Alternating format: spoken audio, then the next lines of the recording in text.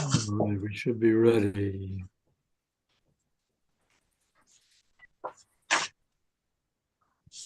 Sorry, I'm stumbling around a little bit here. Okay, so let me just welcome anybody who might be watching this on YouTube, and to say that we are continuing our reading and discussion of Hamlet. Uh, Today we are beginning Act 5, Scene 2. So, and with that, let me look at the reading order. Okay. So, uh, let us establish our thing here. Are we going to read the whole scene and then go back and parse it? Or I don't know how long the scene is. I can tell you it is, I think about 400 lines. 400 lines? Yeah, so in the Signet edition, about 15 pages. Okay. So, what do you think, Dave? You think we should go ahead and just read the whole thing and then go back? I'm on the Katrina school of thought, which is, like read it. And so we might not, it might cut our discussion time short, but I think we'd be shadow boxing a bit if we didn't read the whole thing. Okay. All That'd be right. my sense. Now, the other thing I wanted to ask Duncan, sorry here, I guess I'm hijacking things a bit. We No, can, no, no. do we want to divide it into parts? We did that last time. We did. We did. And And now it seemed to work well. And I can read the parts out. So somebody wants Jim. I don't know. Jim's gone dark on us, but Jim might be our Hamlet because he's it wouldn't be his first rodeo, as you guys say in Texas. okay. And then there's Horatio. Mm-hmm. And then okay, and then there's Osric, which is a small part, and somebody could maybe do double duty on that because there are seven of us. Horatio, Hamlet. There's a Lord. Oz. He could do that part, and then there's the King, Laertes, and the Queen, and then I think Fortinbras comes in at the end. So I think there are enough of us to cover the parts. If you guys want to do it that way, if you don't, Yeah, I think that's good. Can you be the stage manager as well as okay, read a fair enough. part? Okay, so why don't Jim? Can you do Hamlet again? Yeah. Like Okay. you're kind of a natural for the role. Not that I'm suggesting you're in any way melancholic, but yeah, okay. So yeah, for sure. Okay, and then Donna, you've got a calm, smooth voice. Why don't you do Horatio, the even-keeled, level-headed friend? And let's see. Okay, so let's just keep going here. Okay, so we got Horatio, Hamlet, Horatio. Katrina, could you do Osric? Okay, and then there's also a Lord who comes. I'll do the Lord, and I could take on some other stuff too. And then Laertes. Duncan, do you want to do Laertes? You hot-headed Sure. guy, you? Yes, of course.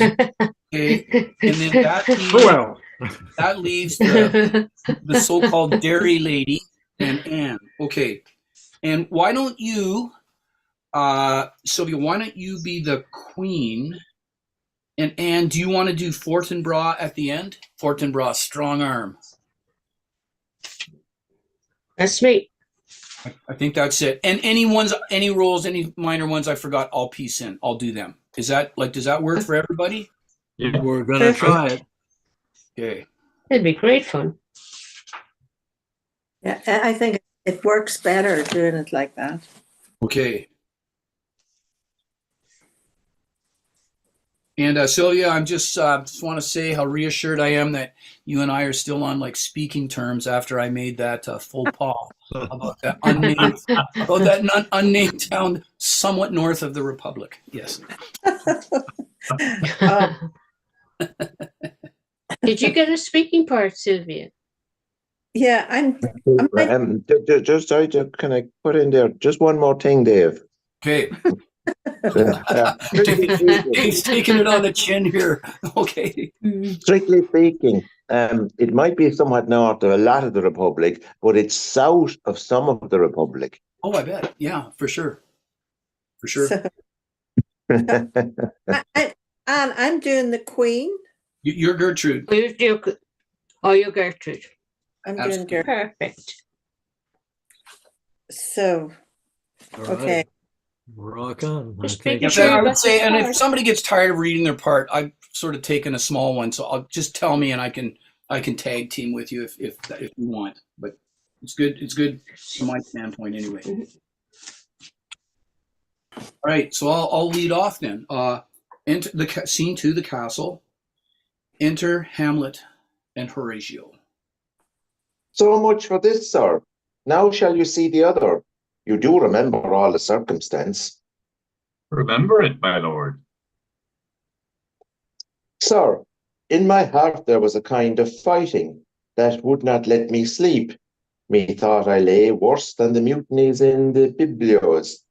Rashly, and praise be rashness for it. Let us know. Our indiscretion sometimes serves us well, when our deep plots do pall, and all should learn us. There's a divinity that shapes our ends. Rough hew then, how we will. That is most certain. Up from my cabin, my sea gown face, my sea gown scarred about me in the dark, groped I to find out them, had my desire, fingered their packet, and in fine withdrew to mine own room again, making so bold, my fears forgetting manners, to unseal their grand commission, where I found Horatio. Ah, royal knavery, an exact command, larded with many several sorts of reasons, importing Denmark's health and England's too. What ho! Such bugs and goblins in my life, that on the supervised no leisure baited. No, not to say the grinding of the axe, my head should be struck off. Is it possible? Here's the commission. Read it at more leisure. But wilt thou hear how I did proceed? I beseech you. Being thus been netted round up with villains, ere I could make a prologue to my brains, they had begun the play. I sat me down, devised a new commission, wrote it fair. I once did hold it, as our statists do, a baseness to write fair, and laboured much. How to forget that learning?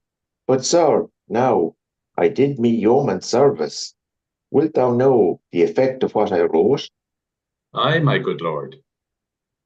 An earnest conjuration from the king, as England was his faithful tributary, as love between him like the palm might flourish, as peace should still her wheaten garland wear, and stand a comma tween their enmities, that many such like as great charge, that on the view and knowing of these contents, without debatement further, more or less, he should those bearers put to sudden death, not shriving time allowed. How was this sealed? Why, even in that was heaven's ordinance. I had my father's signet in my purse, which was the model of that Danish seal, folded the writ up in the form of the other, subscribed, it gave it the impression, placed it safely. The changing never know. Now the next day was our sea fight, and what to this was sequent, thou knowest already. So Guildenstern and Rosencrantz go to it. Why, man, they did make love to this employment. They are not near my conscience. Their defeat does by their own insinuation grow.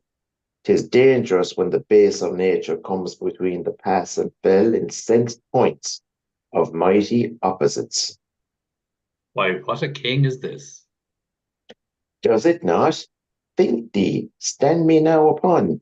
He had killed my king and whored my mother, hopped in between the election and my hopes, throw out his angle for my proper life, and with such cosange, 'tis not perfect conscience to quit him with this arm, and 'tis not to be damned to let this canker of our nature come in further evil. It must be shortly known to him from England What is the issue of the business there? It will be short. The interim is mine, and a man's life no more to say one. But I am very sorry, good Horatio, that to Laertes I forgot myself, for by the image of my cause I see the portrait of his. I'll court his favours, but sure the bravery of his grief did put me into a towering passion. Peace. Who comes here? Enter young Osric, a courtier. Me. Oh, no, no. Your lordship is right welcome back to Denmark. I humbly thank you, sir. Dost know this waterfly? No, my good lord. The estate is the more gracious, for 'tis a vice to know him. He had much land and fertile. Let a beast be lord of beasts, and his crib shall stand at the king's mess. 'Tis a cough, but I say, spacious in the possession of dirt. Sweet lord, if your lordship were at leisure, I should impart a thing to you from his majesty. I will receive it, sir, with all diligence of spirit. Put your bonnet to his right use. 'Tis for the head. I thank you, your lordship. It is very hot. No, believe me, 'tis very cold. The wind is northerly. It is indifferent cold, my lord, indeed. But yet, methinks it is very sultry and hot for my complexion. Exceedingly, my lord. It is very sultry, as 'twere. I cannot tell how, but my lord, his majesty bade me signify to you that he has laid a great wager on your head. Sir, this is the matter. I beseech you remember. Hamlet moves him to put on his hat. Nay, good my lord, for mine ease in good faith. Sir, here is newly come to court Laertes, believe me, an absolute gentleman, full of most excellent differences, of very soft society and great showing. Indeed, to speak feelingly of him, he is the card or calendar of gentry, for you shall find in him the continent of what part a gentleman would see. Sir, his definement suffers no perdition in you, though I know to divide him inventorily would dizzy the arithmetic of memory. And yet, but yea, neither in respect of his quick sale, but in the verity of extolments I take him to be a soul of great article, and his infusion of such dirt and rareness as to make true dictation of him. His semblance is his mirror, and who else would trace him? His umbrage, nothing more. Your lordship speaks most infallibly of him. The concernancy, sir, why do we wrap the gentleman in our more raw breath? Sir, Is it not possible to understand in another tongue? You will do it, sir, really. What imports the nomination of this gentleman? of Laertes? His purse is empty already. All's golden words are spent. Of him, sir? I know you are not ignorant. I would you did, sir. Yet in faith, if you did, it would not approve me. Well, sir, You are not ignorant of what excellence Laertes is. I dare not confess that, lest I should compare with him in excellence. But to know a man well were to know himself. I mean, sir, for his weapon, but in the imputation laid on him by them in his meed, he's unfellowed. What's his weapon? Rapier and dagger. That's two of his weapons. But well, The king, sir, hath wagered with him 6 Barbary horses, against the which he has in pawned, as I take it, 6 French rapiers and poniards, with their assigns as girdle, hanger, and so. 3 of the carriages, in faith, are very dear to fancy, very responsive to the hilts, most delicate carriages, and of very liberal conceit. what call you the carriages? I knew you must be edified by the margent ere you had. The carriages, sir, are the hangers. The phrase would be more germane to the matter if we could carry a cannon by our sides. I would it might be hangers till then. But on 6 Barbary horses against 6 French swords, there are signs, and 3 liberal conceited carriages. That's the French bet against the Danish. Why is this all impound, as you call it? The king, sir, hath laid, sir, in a dozen passes between yourself and him, he shall not exceed you 3 hits. He hath laid on 12 for 9, and it would come to immediate trial if your lordship would vouchsafe the answer. How if I answer no? I mean, my lord, the opposition of your personal in trial. Sir, I will walk here in the hall. If it pleases his majesty, it is the breathing time of day with me. Let the foils be brought, the gentleman willing, and the king hold his purpose. I will win for him if I can. If not, I will gain nothing but my shame and the odd hits. Shall I redeliver you e'en so? To this effect, sir, after what flourish your nature will. I commend my duty to your lordship. Yours, yours. He does well to commend it himself. There are no tongues else for turn. This lapwing runs away with the shell on his head. He did comply with his dog before he sucked it. Thus has he, and many more of the same bevy that I know the drossy age dotes on. Only the tune of the time and out of habit of encounter, a kind of Yeatsy collection, which carries them through and through the most feigned and winnowed opinions, and do but blow them to their trial. The bubbles are out. Enter a lord. Maybe I didn't assign that one. My lord, his majesty commended him to you by young Osric, who brings back to him that you attend him in the hall. He sends to know if your pleasure hold to play with Laertes, or that you will take longer time. I am constant to my purposes. They follow the king's pleasure.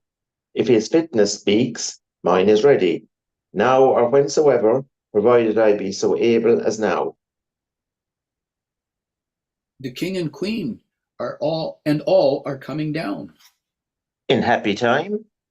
The queen desires you to use some gentle entertainment to Laertes before you fall to play. She well instructs me. Exit lord. You will lose this wager, my lord. I do not think so. Since he went into France, I have been in continual practice.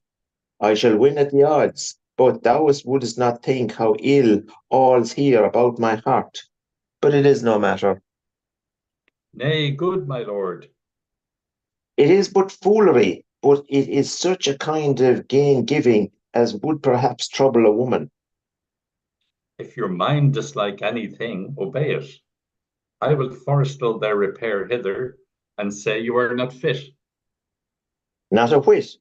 We defy augury. There's a special providence in the fall of the sparrow.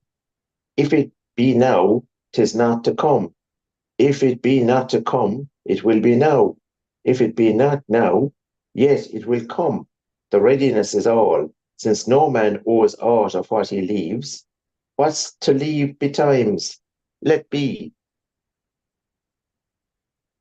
A table prepared, trumpets, drums, and officers with cushions, king, queen, Osric, and all of the state, with foils, daggers, and stoups of wine borne in, and Laertes. Okay, king. I wonder, Duncan, if that is you, buddy. Come, Hamlet, come, and take this hand from me. Give me your pardon, sir, I've done you wrong. But pardons as you are a gentleman, this presence knows, and you must needs have heard, how I am punished with a sore distraction. What I have done, that might your nature honour an exception, roughly awake I have proclaimed was madness. What's Hamlet wronged Laertes?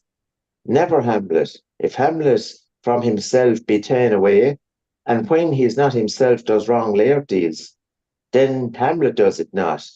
Hamlet denies it. Who does it then? His madness. If be so, Hamlet is of the faction that is wronged. His madness is poor Hamlet's enemy.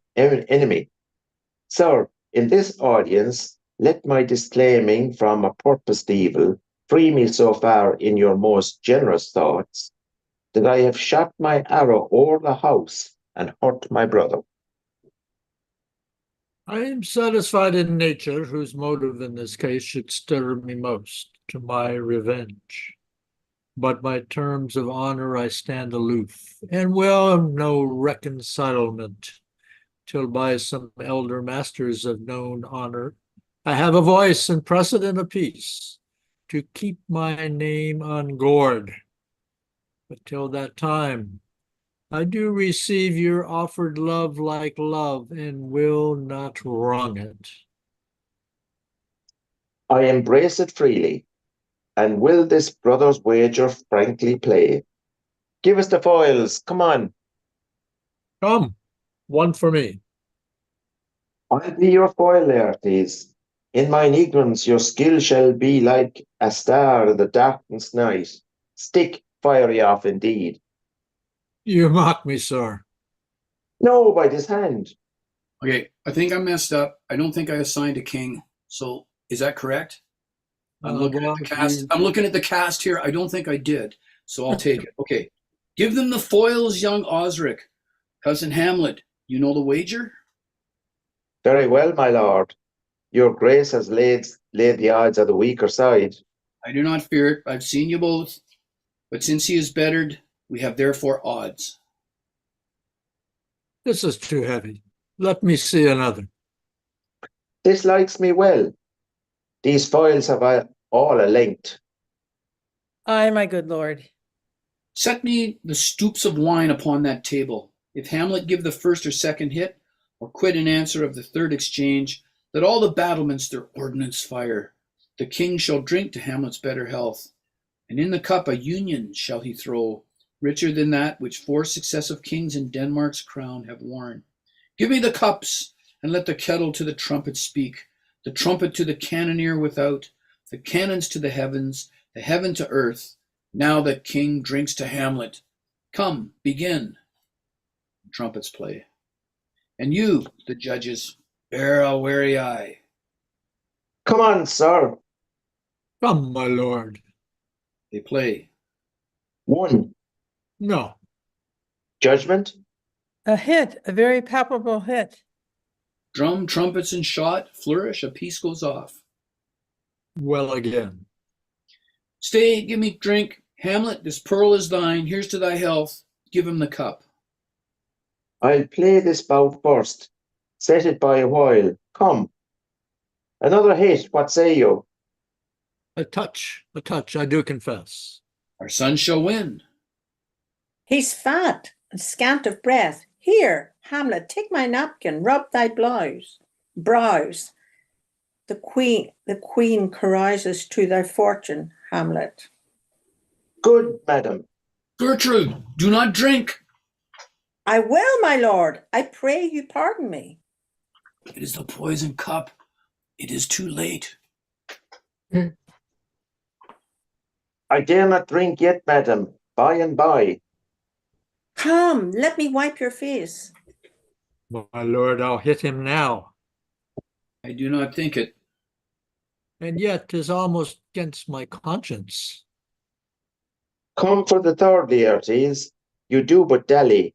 I pray you pass, and with your best violence, I am afraid you make a wanton of me. Say you so? Come on. Nothing, neither way. Have at you now. In scuffling, they change rapiers, and both are wounded. Part them. They are incensed. Nay, come again. Queen Look to falls. Look to the queen there. Ho! They bleed on both sides. How is it, my lord? How is Laertes? Why, as a woodcock to mine own friend, Osric. unjustly killed with mine own treachery. How does the Queen? She sounds to see them bleed. No, no, the drink, the drink. Oh, my dear Hamlet, the drink, the drink. I am poisoned.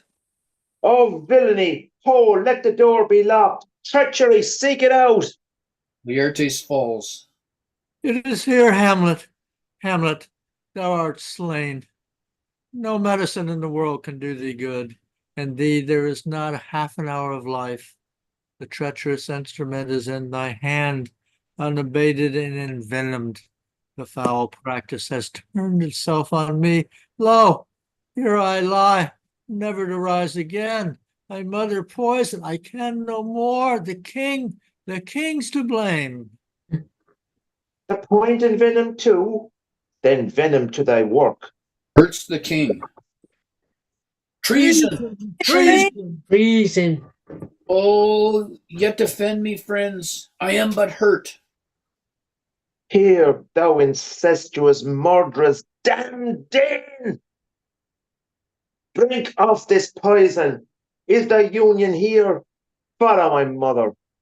King dies. He is justly served. It is a poison tempered by himself. Exchange forgiveness with me, noble Hamlet.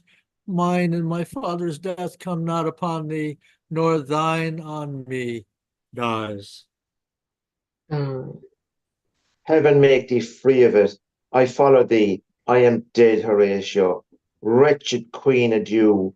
You that look pale and tremble at this chance, that are but mutes or audiences to this act, had I but time, as this fell Sergeant Death is strict in his arrest.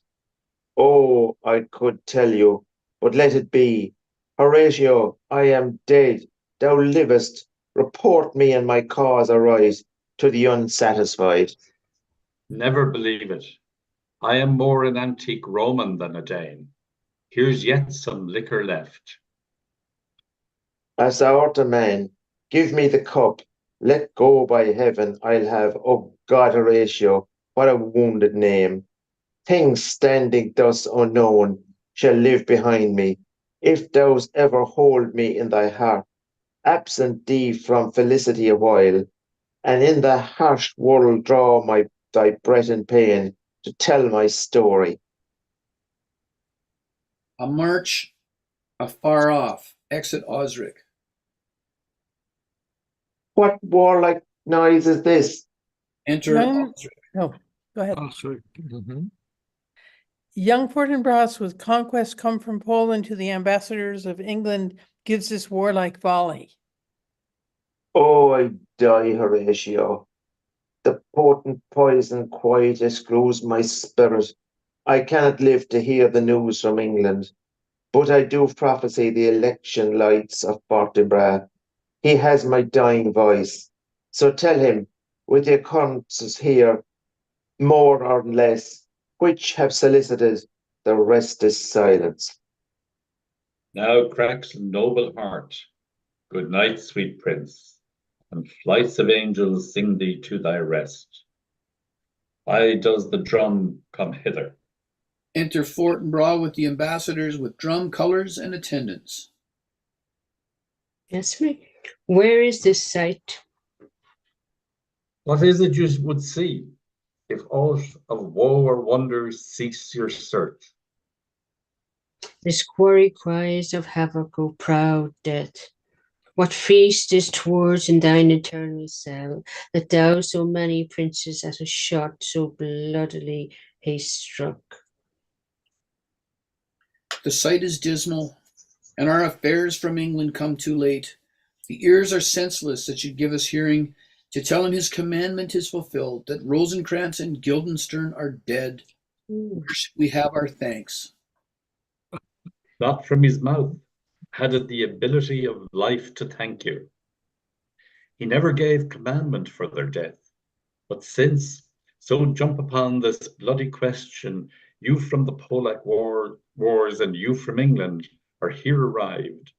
Give order that these bodies high on a stage be placed to the view, and let me speak to the yet unknowing world how these things came about. So shall you hear of carnal, bloody, and unnatural acts, of accidental judgments, casual slaughters, of deaths put on by cunning and forced cause. And in this upshot, purposes mistook, fallen on the inventors' heads. All this can I truly deliver. Let us haste to hear it. Let us haste to hear it, and call the noblest to the audience for me. With sorrow I embrace my fortune. I have some rights of memory in this kingdom, which now to claim my benches dote invite me. Of that I shall also cause to speak, and from his mouth whose voice will draw on more. But let this same be presently performed, even while men's minds are wild, lest more mischance on plots and errors happen. Let 4 captains bear Hamlet, like a soldier to its sage, for he was likely, had he been put on, to have proved most royally. And for his passage, the soldier's music and the rites of war speak loudly for him. Take up the bodies, such a sight as this becomes the field.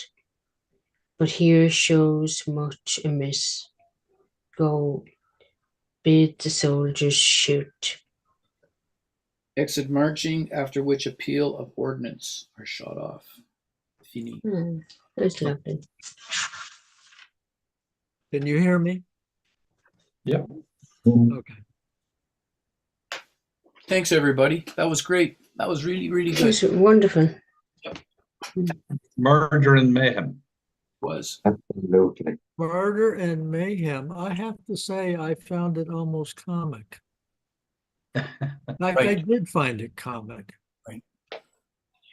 And Duncan, that's why I was thinking about this before we came on today. That's why you got the clown scene right before this, is because It was to get me ready. yeah, no, it's comic relief, and it's apparently a kind of pressure release so that people get that kind of tittering and laughter out of their system as they come into this, because he doesn't want you to find it funny, because you're right, you can turn it and find it funny, and that's why you get the kind of the laughter. You're supposed to get the laughter out of the way during that comic scene between the 2 gravediggers. Okay. Well, you can turn these scenes on their heads.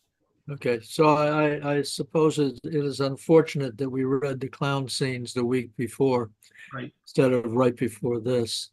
But I did find it extremely comic. It's almost like, Shakespeare wrote this incredible play, and then it's like, oh my God, this thing is already 3,600 lines long. I got to wrap this puppy up.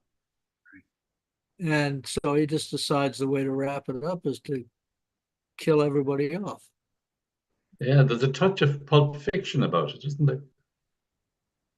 Yeah, I mean, to me anyway. I mean, it's like we have all this really sophisticated stuff going on in so many parts of the prior parts. Mhm. And then, we had this very rapid coming to an end. I agree with you, Duncan. I think he decides, I better shut this down. And the best way to do that is kill everybody off. There's nobody left to say anything, really. Yeah, well, if I can be profane against the master Shakespeare, he's going, I've really gotten away with a lot here. I have taken my audience through lots of sophisticated philosophical arguments, and I better wind this up in a manner that they can understand before they decide to take their revenge out of me.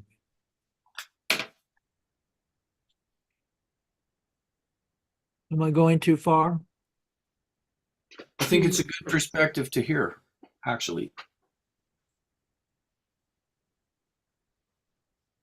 It's quite interesting. And Donna, I will have to tell you that I have never really read this final scene before. Hmm. This was the first time. And I'm glad that everybody didn't sort of let me know what the ending was going to be before we got there. Was it truly your first time, Donna? Yeah, I've certainly seen the play, but I have no recollection of it ending like that. But that was many, many years ago. And I'm having difficulties coming to grips with this ending. Mhm. I don't know why everybody had to, you know, can I ask a question? Who started it? Do you know what I mean? Who started the killing? Who, was it the king? Claudius. Claudius. Yeah, But yeah. did he mean to kill everybody that got killed? No, no. Oh, he, no. He No, no. expected Laertes to kill Hamlet. Hamlet, yeah. And And, then, and only because Hamlet was proving difficult. And Yes. then Hamlet killed Polonius, his father, later his father. So everything went out of hand. And the queen gets killed accidentally, I suppose. Yes, yes. Yeah. Mhm. Who was the drink meant for? Hamlet. It was meant for Hamlet if he was thirsty during the duel. And You he see, kept putting it aside. He wouldn't take it. they had plan A and plan B. The Yeah. poison on the foil and the poison in the drink. Mm. So All right. if Hamlet had defeated Laertes just in a regular fight, then when they offered the drink to Hamlet as a congratulations drink, is that what the deal was? Yes. But That's he my seemed to be understanding, yes. suspicious of it, didn't he, Hamlet? I mean, he was certainly avoiding the drink. And I suppose after his previous experience, he wasn't taking any chances, but they still No. got him in the end. Yeah, he already had evidence of Claudius wanting to kill him one time with Yeah. Guildenstern and Rosencrantz.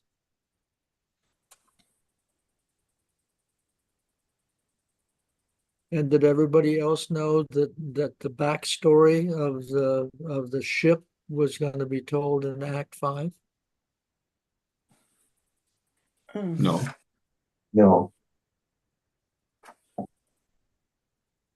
Yeah, that was a surprise to me.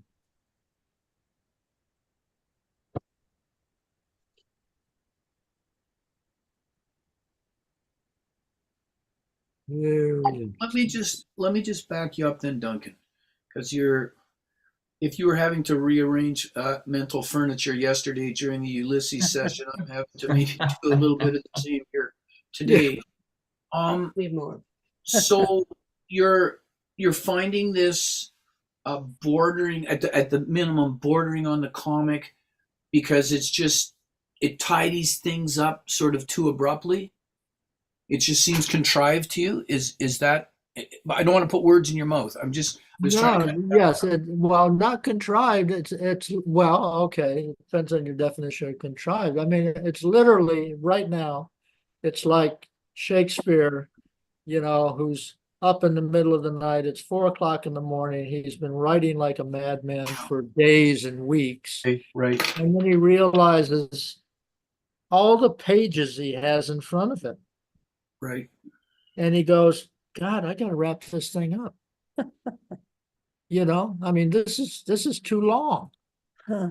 How am I going to end this? And well, I don't see it like that at all. You I don't see it like as that? no, I see it as genius writing that he can wrap everything up and show that evil doesn't win out. That But does it everybody. not, Anne? I mean, the hero is dead. Surely evil has overcome. The king doesn't get his comeuppance. Yeah. I'm inclined to agree. Sorry, maybe I'm talking about but probably I'm talking about Claudius.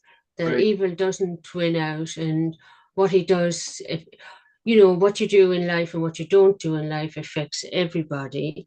So Mhm. what Claudius does, and what Hamlet didn't do initially, which his father told him to get rid of Claudius. So what we do and what we don't do have repercussions on everybody. Mm. That But makes Claudius sense? is last man standing, isn't he? Yeah, No, he's he lost. dies. He dies. Sorry. He lost everything. Oh, If he you- does die, yeah. Oh, I But he missed that. lost everything. Yeah. Sorry. And actually, it's great. It's great having Donna here, because usually when you're talking Hamlet, it's people have read it like 18 times, and I'm just like loving the fresh eyes. So yes, Donna. I mean, and I think your point is well taken. It's hard to sort everything out because lots happens in a short period of time. Yeah, Hmm. right. You know, so we've got, as I've got it, I'm trying to do a comparison in my mind in terms of Duncan's. Okay, so like the wrap up, you've got King, Queen, Hamlet, Laertes gone within a couple of pages. Yeah. I'm thinking of the other three great tragedies. So in Macbeth, it's Macbeth who dies at the end, though there have been some people die along the way. Othello and Desdemona are gone. Oh yes, and I think Iago maybe gets marched off to be killed. But it's Lear. I think the closest analogy is Lear, because I think there are a bunch of people that die at the end there too, though not as precipitously as this. But it is hard to keep track. You're right. Like a lot happens there, Donna. Mm. Yeah. As you're talking there, Dave, I see King dies, so I missed that. So just to kind of speak to Anne's point, I'm liking what you're saying, Anne, and I'm wondering if you have to take a moral from the ending, the good people and the bad people get kind of swept away in this world, and they're replaced by a guy named Fortinbras, French for like strong arm, and he's got the warrior spirit. So Duncan, if you had pegged Hamlet as a modern man, Fortinbras would be a throwback to a more kind of warlike time, which does not bode well for Denmark, I would think. Mm. But do you know what I liked in it? And I was really touched by Laertes' last speech, where the scales dropped from his eyes and he realized what had happened, and Hamlet's That he'd forgiven. been used.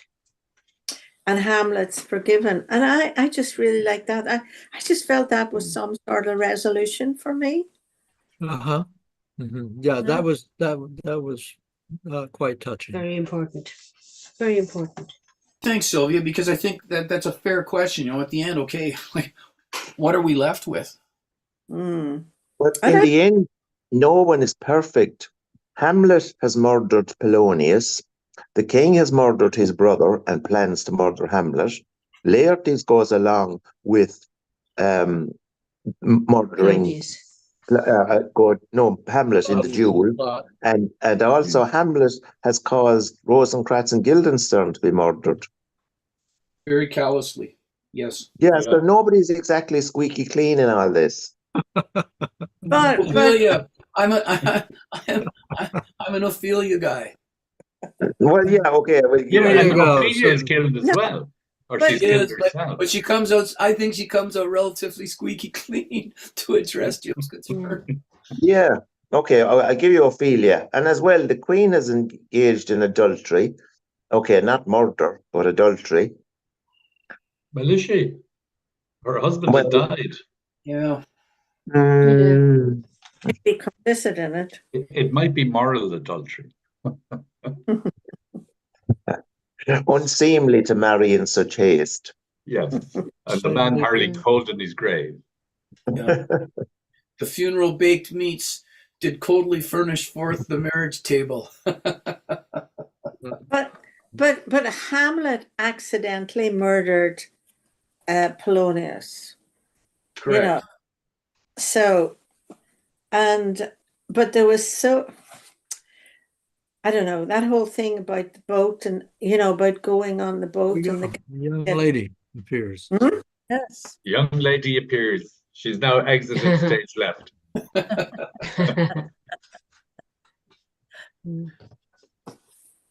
So Sylvia, to kind of pick up your point, like there are some differences here. So Polonius was murdered kind of in hot blood, whereas Rosencrantz and Guildenstern in cold blood. Mm-hmm. And maybe it shows a coarsening on Hamlet's part that he's done this. I don't know.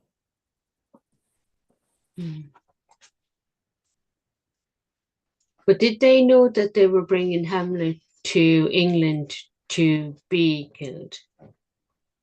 We don't know. They don't. Okay. But did he find out, did Hamlet find out that they were complicit in what was going to happen to him? Am I right? I don't think he did, Sylvia. I think he opened the letter. Yeah. This is where Duncan is I think going like things are pretty smoothly contrived here at 4 a.m. So he opened the sealed letter, read the instructions to England that Hamlet was to be killed upon arrival, no time for anything else. Like just don't sharpen the axe, just murder him. I think is just kill him is the way it was put. And then because he'd learned what do you call it, like calligraphy or cursive hand. Yes. As a younger person, he wrote a letter, substituted it, and then he kept his dad's seal ring as a remembrance and used that to seal the wax, and then sent Rosencrantz and Guildenstern to their fates. Which was is an open question. Sorry, Duncan, go ahead. Well, I mean, that was his decision, was to send them to their fate. Because if you think about it, the king in England had no idea of any of this stuff. So he could have rewritten the letter and said, "Hey, King, Claudius to King of England, hey, buddy, I'm sending my 2 couriers with my Prince Charming, and I want you to give them a party." Exactly and right. Send them back in good shape. He could have done that. Yeah. Yes, he could. I've picked up an analysis here if you'd like to hear it. Quite short. Yeah. It says, in the final scene, the violence, so long delayed, erupts with dizzying speed. Characters drop one after the other, poisoned, stabbed, and in the case of Rosencrantz and Guildenstern, executed, as the theme of revenge and justice reaches its conclusion, in the moment when Hamlet finally kills Claudius. In the moments before the duel, Hamlet seems peaceful, also quite sad. He says that he feels ill in his heart, but he seems reconciled to the idea of death and no longer troubled by fear of the supernatural. Exactly what has caused the change in Hamlet is unclear, but his desire to attain Laertes' forgiveness clearly represents an important shift in his mental state. Whereas Hamlet previously was obsessed almost wholly with himself and his family, he is now able to think sympathetically about others. He does not go quite so far as to take responsibility for Polonius's death, but he does seem to be acting with a broader perspective after the shock of Ophelia's death. Hamlet's death at the hands of Laertes makes his early declaration over Polonius's corpse that God has chosen to punish me with this and this with me prophetic. His murder of Polonius does punish him in the end, since it is Laertes' vengeful rage over that murder that leads to Hamlet. Okay. Good, I think. Yeah. Shall we begin, go back to the beginning and just kind of look at it page by page? Sure. And when someone sees something they want to bring up. I mean, I know of several what to me are major things that I want to bring up that happen. Yep. And one thing that is interesting is that Horatio survives it all. Because Hamlet requests it. That's a good point. Yeah. He says it to him, not to do it. He's a good guy, isn't he? Horatio is a good guy. Yeah, very steady, loyal. It's why I assigned you the part there, Donna. I figured that Took the words out of my mouth, Dave. Exactly. You are the purest That's why of we heart. gave to the Dublin man. Exactly. You are the purest of heart of our Tip man. Tip man. Thank you, Anne. Tip man. Tip You have man. to be careful. I mean, Sylvia will tell you that. Okay? You have to be careful what you say.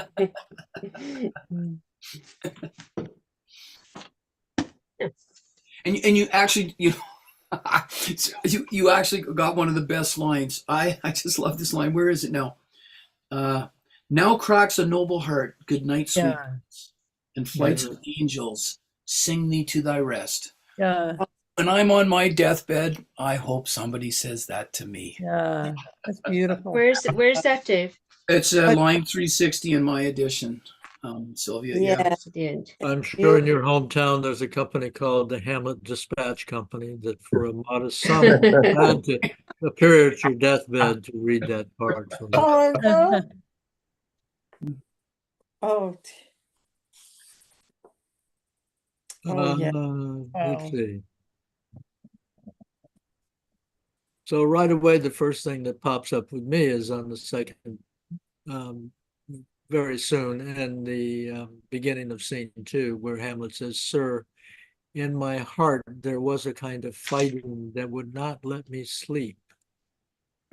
Methought I lay worse than the mutants on the billboards," whatever that means. Betters. Rashly and be praised, and praise be rations for us. Let us know our indiscretion sometime. Let us know our indiscretion sometimes serves us well. When our deep plots do pale, and that should teach us there's a divinity that shapes our ends, rough-hewn them how we will. Bilbos are iron restraints placed on a person's ankle, Oh, or ankles, rather. Okay, it's worse than the mutinies and the Bilbo. So the image is that you have a bunch of kind of convicts or prisoners in chains and rowing the boat, so to speak, and then they mutiny. Yeah. That's quite an image, where he's basically just saying that he's feeling anxiety and disturbance in his sleep.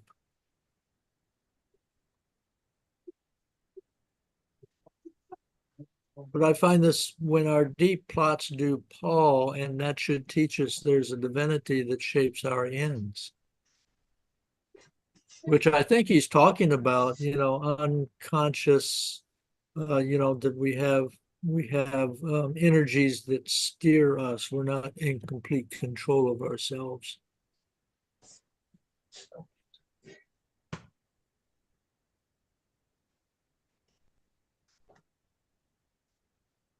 So I think that's interesting. mm. Yes, and as well, you have the Freudian concept of unconscious motivation. Mm-hmm. Mm-hmm. What do you mean by that, Jim?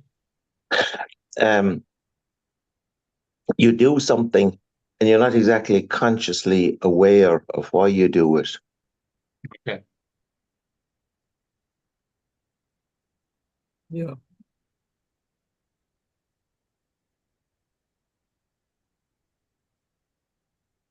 Or you're not conscious of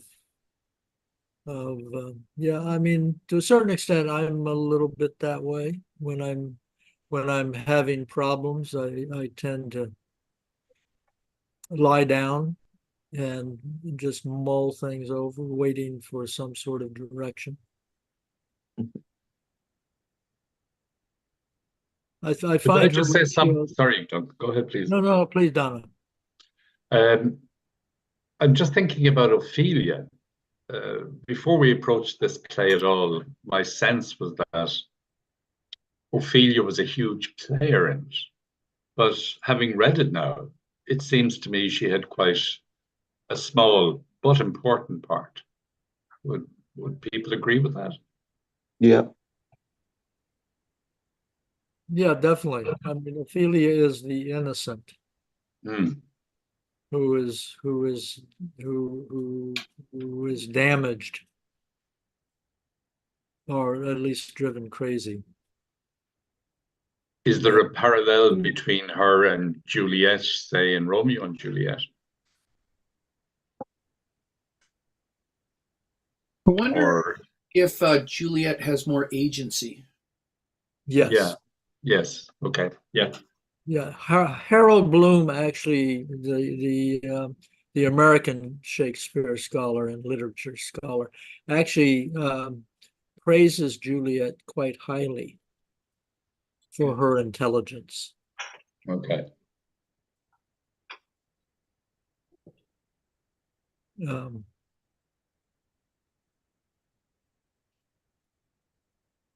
okay, so and then More like Desdemona, maybe more like Desdemona Dunna. Although I'm hoping that sometime we serve up Othello on our menu of readings, because it's Oh. been a long time since I've read that play. But, Likewise, yeah. Yeah, we'll get there. Me too. The other lady that crossed my mind, it was Duncan prompted it by mentioning the Tempest at the start, was Miranda in the Tempest. But then maybe she was a stronger lady than Ophelia was, as you say, with more agency. her world was kinder too, I would think. Yeah, yeah.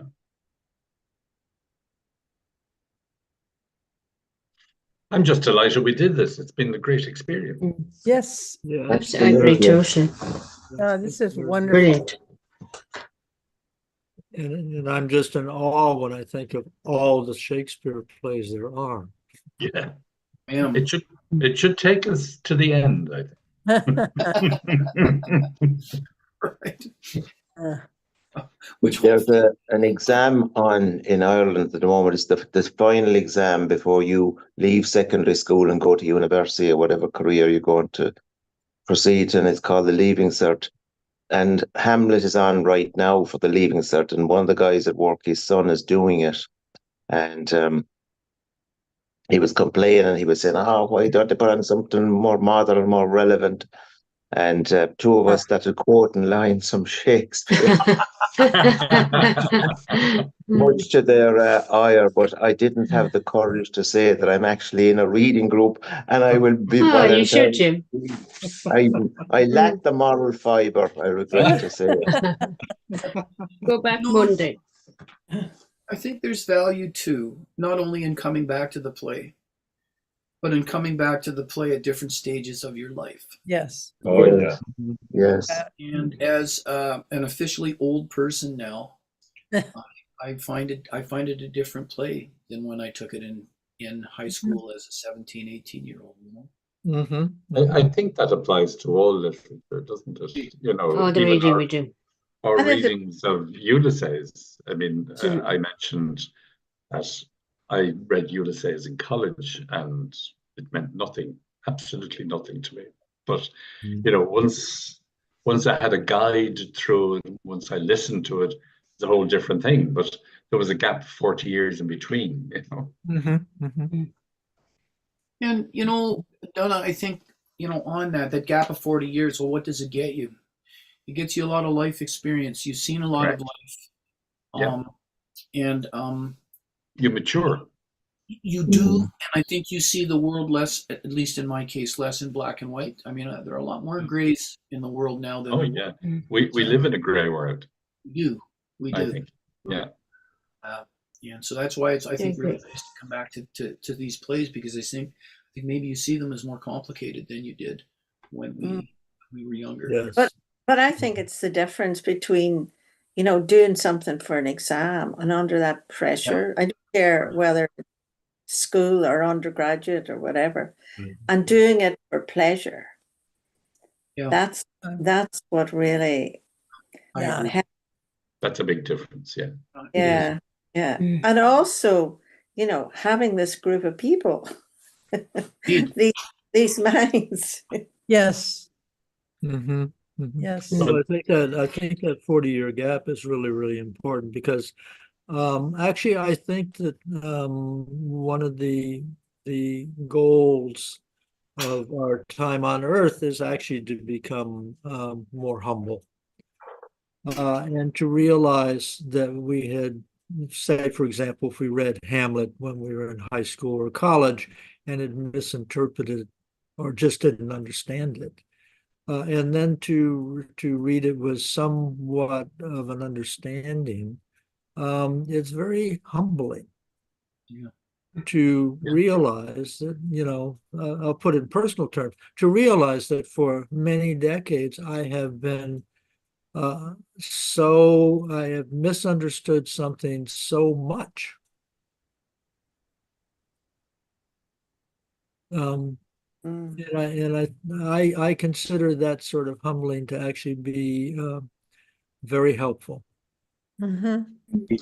I think it's what Sylvia is saying. When we studied it at school or wherever, it was almost like Catholicism. We learned the answers because we wanted to get the grades. Yeah. Yeah. So we never Mhm. thought about it. We also lacked maturity. And now we're older and we're more confident. So we listen Hopefully more. wiser. Yeah, we're wiser. And then I everything is would, far more enjoyable. We're not pent up to defend your opinion. It doesn't matter. the passage of time Far is a more very open. interesting thing. Anne and I are both part of a Seamus Heaney book club, and last week we read The Burial at Thebes, which is Heaney's Fab. My translation favorite. of Sophocles' Antigone. And Heaney himself said this was written against the backdrop of the war in Iraq. But it could just as easily have been written against the backdrop of the war in Gaza. The storyline is still pertinent. So that's why to me Shakespeare continues to be relevant all the time. Yeah. And you have that in Ulysses as well, when Stephen is like listening to the kids playing hockey outside, and he knows they're all going to be going to war very soon. And while it's not like obvious, now that we know more and we're listening more and we're getting other people's opinions, we can see how the influence was there and a bit like Heaney, he's saying it without saying it. So that's why it resonates with every part of our lives. It resonates now very much so with the wars that are going on and the sadness that's there and how violent people are and how horrible people are. And you can bring it in all the time. Well, those of us who watched the Elliot Cohen talk, he said he described Shakespeare as the greatest political psychologist of all time. Yes. And that's talking about the history plays, talking about, and even not so much Hamlet, actually. That was a very good talk. Yes, it was terrific. Yeah.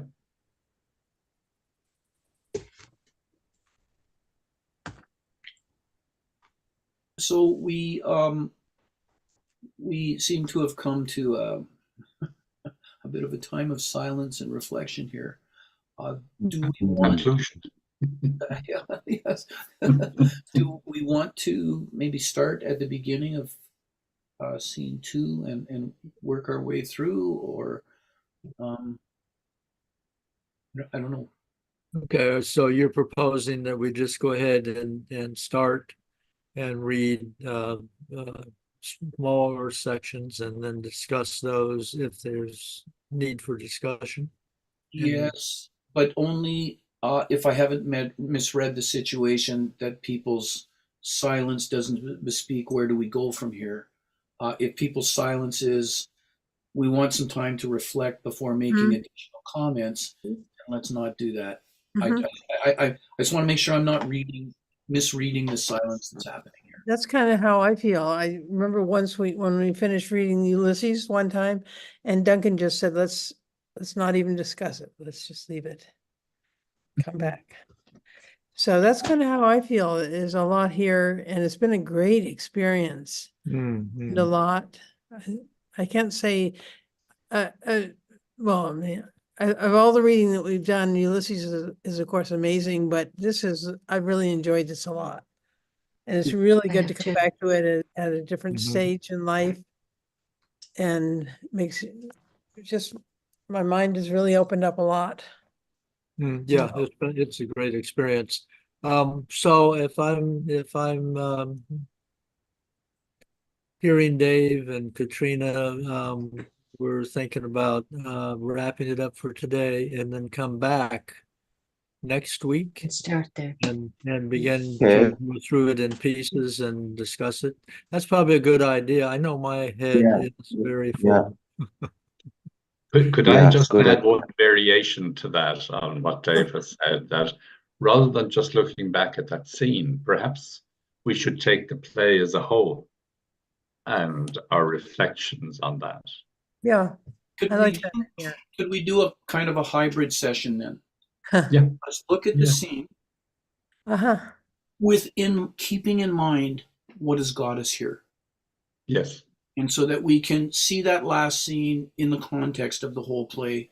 And if there are some stones unturned when we finish next session, if we do, then we'd want to talk about them. But I think that's a great idea. But Yeah. that just Because seeing what as- has happened in the play should take us to where we are now in Right. Act 5, Scene Mm. 2. Right. And we're all, I think, a little bit shocked at where we got to so suddenly. Yeah. And we probably need to chew on that for a week. Yeah, I know I'm shocked. I mean, Yeah. I did not expect we were actually at the end of the play today. Yeah. I had no there's idea. only I thought there was like 3 more scenes after Yes. this. There were only 2 scenes. Mm. But somehow I didn't realize that.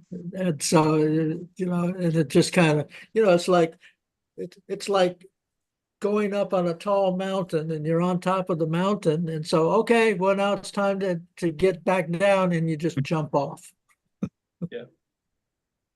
You know, and I want to certainly say I'm going to make a comment, and it doesn't in any way negate what you said about 3-4 o'clock in the morning trying to kind of wrap things. But it may be a truism in life that sometimes things can unravel very, very quickly. Oh, yeah. Yeah. And maybe that's why we're sitting here a bit stunned, is because we've not been led gradually to this. You're right, like we've fallen off a precipice, and that's why that's why I think we've reflected as we have today. I will tell you that I think that this is the trajectory of life. Right. That we go through life thinking there's more scenes, there's more time, and then we reach a certain point where we begin to realize, oh, things are beginning to happen now. Yeah. And Mhm. at least in my particular case, I mean, I find myself being much more deeply reflective than ever. And time and experience means so much more, Yes.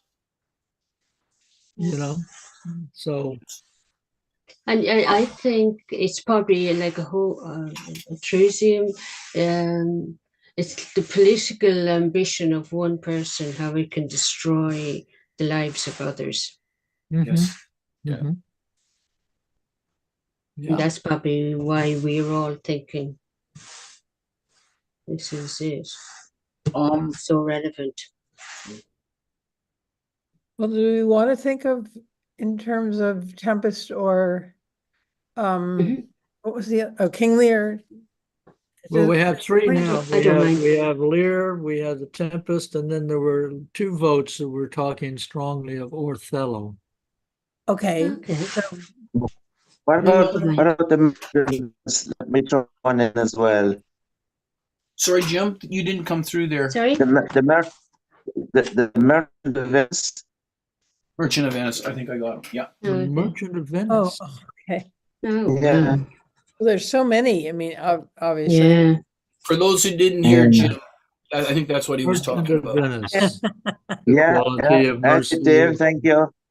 Yeah, for sure. You were kind of breaking up there, Jim. Sure. Okay, yeah. And, I have a reception problem. yeah, and Macbeth might be a good shot too. I know that Donna has some expertise Yeah, I'd on love to do Macbeth, that. and I'd sure be interested there too. But before Yeah. we do that, I just want to Okay, yeah. what Duncan said about cherishing time more as we get older, and I think it is probably because we have the luxury to do so. you know, when my wife and I are both working, we were raising 4 children. Gosh, we hardly had time to take a breath. And I'm sure a lot of you have been through that. You know exactly what I'm talking about. We used to sit on a Sunday night, look at the calendar, and try to figure out how 2 parents were supposed to get 4 kids to all their activities, right?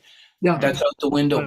Right. We have leisure to do this, and Yes. time is an ever sort of vanishing commodity for us as we age. So I'm assuming that was a grandchild who came in, Donna. And Yeah, man, just arrived.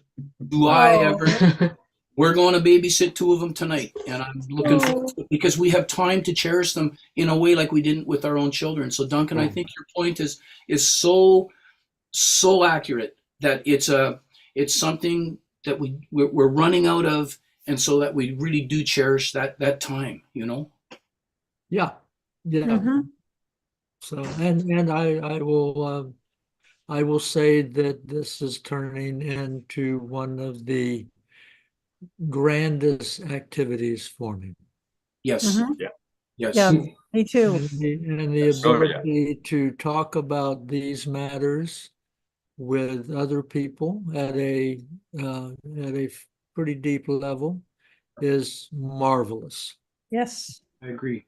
It's truly Now, marvelous. So, yeah. As you put it I don't yesterday, know if I mentioned this before, but there's a theory that our lives are divided into 3 equal portions from conception to birth, birth to puberty, puberty to death.